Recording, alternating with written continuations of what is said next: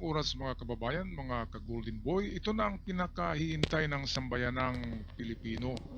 Itong paghuli kay Digong at pag-issue ng ICC arrest warrant. Naku nga, At ayon sa mga may umiikot ngayon mag-i-issue sa na yata. sirkulasyon ng mga balita ay pumunta na kahapon pa lang si Digong, tumakas na daw papuntang Hong Kong at ayon sa mga chismis ay from Hong Kong ay papunta na ng China para magiging safe ito. Naku nga, At hindi lang si Digong pala ang pumunta doon sa Hong Kong, ay humabol din ng kanyang anak na si BP Sara papuntang Hong Kong.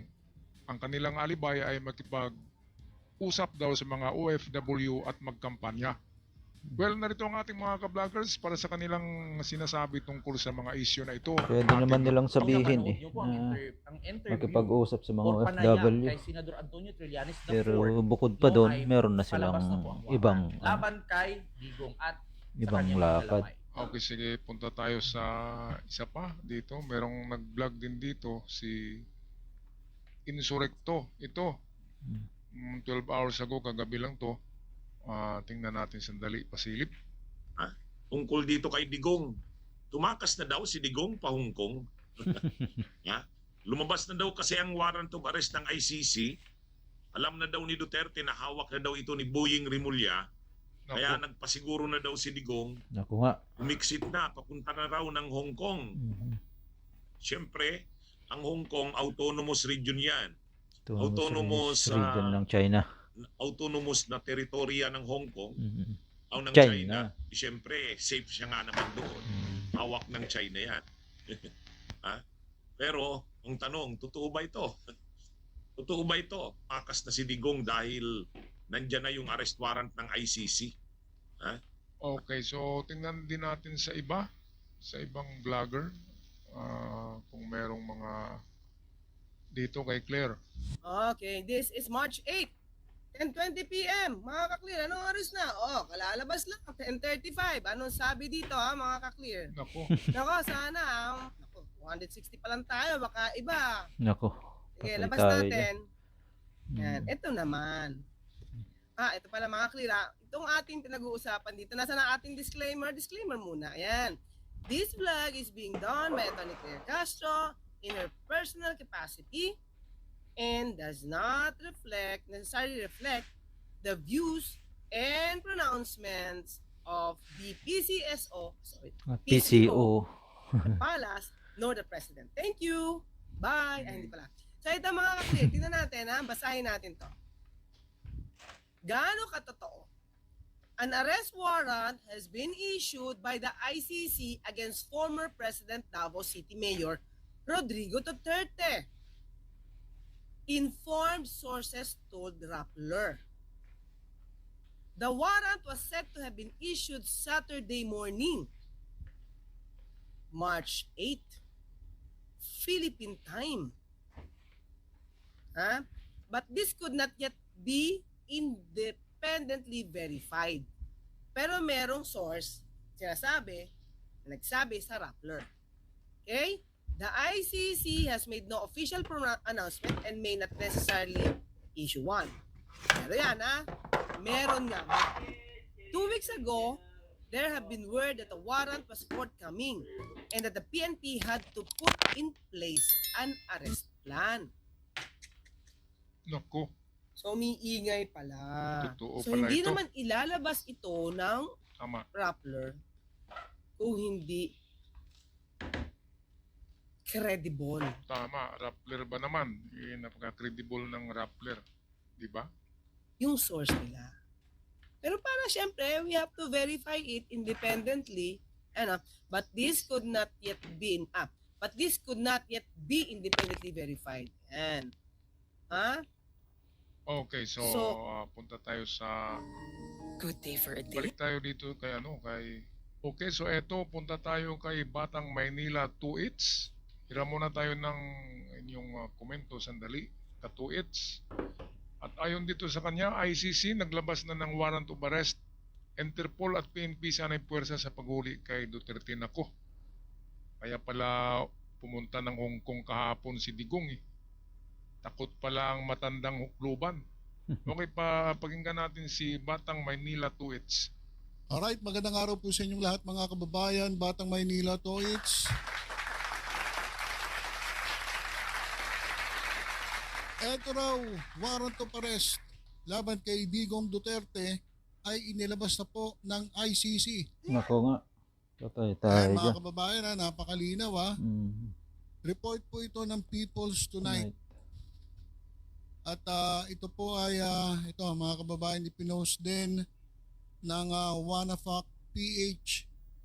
Ayan mga kababayan, ibig sabihin, ito maaari ay kumpirmado. Mga kababayan, babasahin ko po ang nakasulat dito. Yan po yung nasa ating screen. Naglabas na ng arrest warrant ang International Criminal Court o ICC Nako. laban kay dating Pangulong Rodrigo Duterte. Kaya pala Sabado ng umaga. kumalat na ang balita. Kahapon. So, Kahapon. lang, oh. Oo. kahapon po ng umaga. Kahapon So, ng hindi umaga. lang Eh, po gabi kasi siya masyado pang umalis. inilalabas. Nako. Kasi kinakailangan pong paghandaan maigi ang pagsilbi ng warrant of arrest kay Duterte. Kasi alam nyo naman na marami pong mga taga-suporta itong dating Pangulo. So kapag ito ay in-announce, ay malamang at sa malamang ay magpupuntahan po itong kanyang mga taga-suporta Nako. at pwedeng harangin Mag- itong pagsilbi Tatago na ng yan sa warrant of China. arrest. Pero anong nangyari mga kababayan, kaysa naman magkagulo, ito ang nangyari.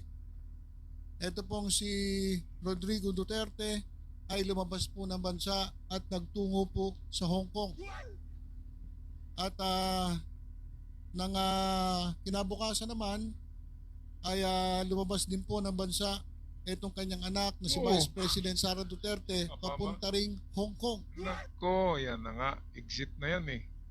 Ang dalawa. Papunta na ng China to, sigurado. Galing Hong Kong.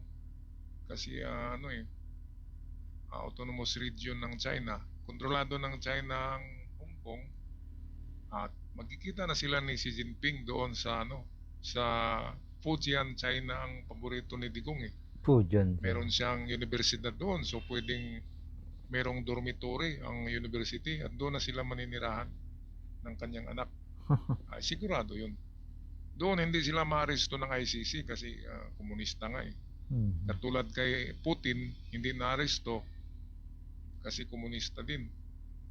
At wala sa kanila hindi sila naniniwala dyan sa walang respeto ang mga yan sa ICC. Pero kahit ganyan, nagtatago takot eh. Kaya merong mas malalim na dahilan kaya po sila nandyan po sa labas ng bansa. Okay, Correct. tama. At Correct. ito po ang maaaring dahilan.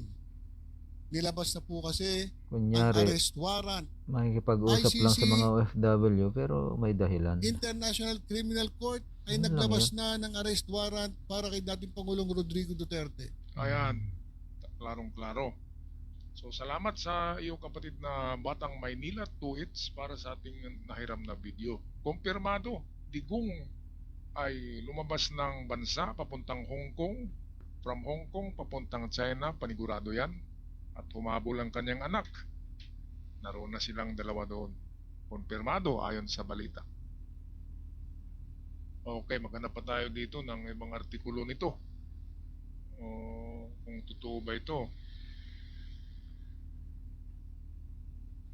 Dahil malapit na po natin makamit ang hustisya para po sa mga inosenteng pinatay Mhm. ni former President Duterte. Ayan, patay ka na ngayon, demonyo. Wala. Demonyo. Talagang Magtatago tumatakbo ka na. na. Oh. Totoo ito kasi Talagang kumakalat na eh. Bibigyan ka na Kaya ng ang Rappler pa naman, malaking maglabas pa naman. Saka itong kadena. Pilipinas Nako. Today na pahayagan Patay at tayo dyan. yung People's Tonight, maraming pahayagan nagpalabas nito. Kaya iniisa-isa ko ang mga vlogger eh, kung anong mga masasabi nila. Pare-pareho. Mayroong artikulo. Okay, mamaya bigyan natin ito ng final reaction. So ngayon, ito yung balita. Arrest warrant versus Digong inilabas na Yun. ng ICC. Kaya inunahan na. Tama nga, mga minamahal, ang sabi doon sa Politico News na natunugan ni former President Duterte, kaya lumipad na siya ng Hong Kong. Natunugan niya ng mga minamahal na siya ay aarestuin, kaya inunahan niya ng umalis. Okay, so dito naman tayo sa Teleradyo Serbisyo. Anong masasabi Apo, nila? thank you, attorney. Napatawag kami kasi nga nabasa namin yung balita na di umano ay inaresto na o may arrest warrant na po ang ICC laban kay dating Pangulong Duterte. Kayo po bilang ICC Assistant to Counsel, can you confirm po yung balitang yun? Naku, unfortunately, hindi. Ang una kasi talagang dapat kontakin tungkol dyan, yung gobyerno para i-enforce nila yung warrant. Kaya mas mainam siguro kung yung gobyerno ang magsalita tungkol dito. Tama. Attorney, kanina kausap namin sa linya ng telepono si Presidential Communications Office Undersecretary Claire Castro, pero sabi niya sa ngayon daw wala pang opisyal na pahayag. Wala pa namang opisyal na Tama-tama, pahayag hindi ang naman gobyerno. basta-bastang magbigay ng pahayag kasi Oo, sikreto yan siyempre. Bulaga yan kung ipapahayag mo na nandiyan ang ICC ay Tatakas na yun. papasok na yan sa kanilang tunnel. Hindi nakagawa ng tunnel kasi busy sa Pangambandya. Kaya umalis papuntang Hong Kong and then papuntang China. Kaya hindi dapat ilalabas ang ganitong mga balita kasi nga Correct. napaka-sensitibo at napaka-sikreto nito. Paano ka aresto sa tao na alam niyang arestuhin ka, di ba? Tatakbo talaga yan. Yan ang unang gagawin niya. Kaya ginawa niya. Kahapon lang. Kaya siguro hindi magkukomento dito ang palasyo. Balik tayo dito sa Teleradyo Serbisyo. Makikiabang-abang pala tayo. Sa bahagi ng ICC, ang mag-a-announce niyan ay si Karim Khan. Kasi sa totoo, ang warrant of arrest, secret yan or confidential. Ayan. Correct. Yung iba pang punto yung you have to unseal the warrant or make it public. And that moment will be announced by Karim Khan. In previous cases, a day after, in-announce niya na nung nag-request pa lang siya ng warrant and kung kailan nag-grant yung warrant. Kaya may parang 2 stages pa yan na na-request pa lang ba o meron nang lumabas o na-enforce na after yung pa. Ang problema, attorney, dahil dito sa mga steps na to, sa procedures na to, yung aarestuhin wala na ho dito sa Pilipinas. Nandun sa Hong Kong, nakikipag-meet sa OFWs. So, paano po yung pwedeng gawin doon?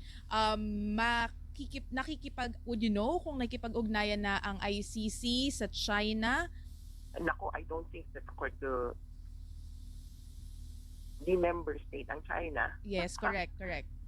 And has not indicated any intention to cooperate with it compared sa Philippines na ayaw man natin mag-cooperate pero dahil naging member tayo o sige may Interpol, medyo ayaw na mag-cooperate.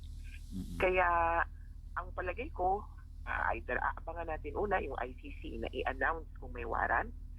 That would signal the time that Duterte or anyone is an internationally wanted criminal. 2, abangan natin kung babalik si Duterte. So, si Karim Khan or si Duterte kung babalik siya para sa araw ng Dabawenyo, parang meron sa March 16 na activity at sa pagsisimula ng local elections. Tandaan niyo, tumatakbo yan. March 28 yata ang start ng local elections. Sa tingin ko hindi na yan babalik Babalik ka pa, nandyan ang warrant mo. So, hindi ka babalik. Isang bagay na pumipigil sa kanyang bumalik dito. Tsaka, attorney, ang liit ng Hong Kong para magstay ka doon hanggang March 16. At ang sikip-sikip ng Hong Kong. Kaya, well, ako, best case scenario and worst case scenario. Worst case, lilipad yan papunta ng China. mainland. Bilang kaibigan naman daw niya ang presidente, ewan ko lang kung hanggang ngayon. Or lilipat siya sa ibang bansa kung saan mas makapagtatago pa siya. Hindi, talagang China yan. Kasi merong blood compact ang dalawa yan. Ang dalawang si China Jinping talaga at yan. Digong. At merong dormitoryo sa kanyang university doon na Soledad Duterte University sa Fujian, China. Doon galing si Alice Go. Kaya magkakilala tong dalawa. Kaya Ngayon China na talaga magtatago. ito. Bakit isusugal niya pa ang kanyang baraha sa pagkasenador? Diyan na yun sa China. Italo naman, di ba? Maganda nga yun. Di lumabas Siya na sa lang ang survey. pumunta sa China. Kaya Huwag na siyang doon na mandamay. to. Doon na to titira. Mm, Kaya nga humabol yung kanyang anak eh. correct. Yung presidente ng impyerno, humabol sa Presidente sa ng itong impyerno. ambasador ng impyerno. Impyerno. Kaya ito na.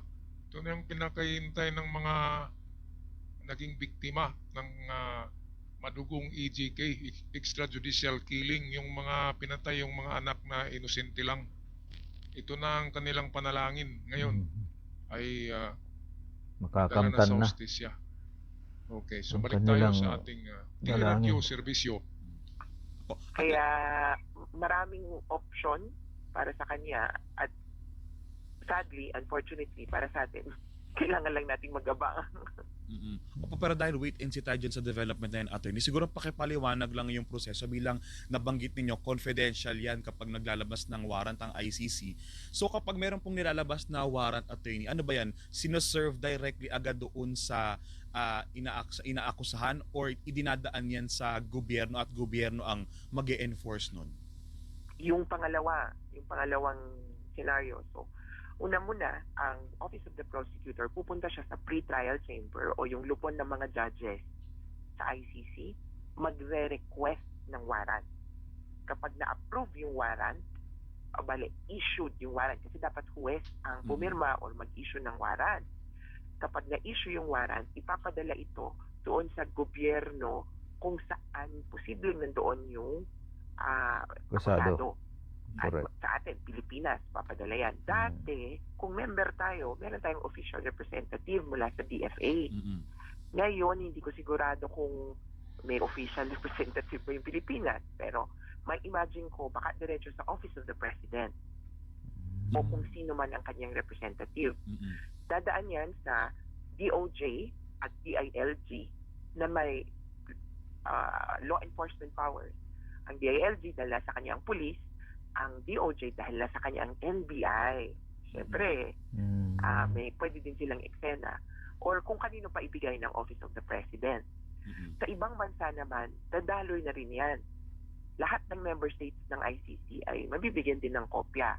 At dahil merong agreement ang ICC sa Interpol, bibigyan niya din niya kopya ng Interpol. Okay, so Kung sakaling hanggang public bukas na siguro yung ang warrant, paghihintay natin para at malaman natin ipopost kung sa totoo kanilang talaga itong website. arrest warrant na binaba na ng ICC at nasa Interpol na daw.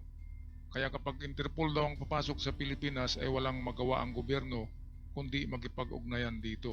Pero sa ICC ayon sa palasyo ay out na daw dito ang palasyo dahil sa mayroon ngang agreement noon sila Duterte at PBBM na hindi papasukin ng ICC. Pero kapag Interpol ang magipag-usap sa Pangulo, sa gobyerno ay ayon kay Attorney Claire Castro ay talagang tutulong ang gobyerno para arestuhin itong si former Presidente Digong Duterte.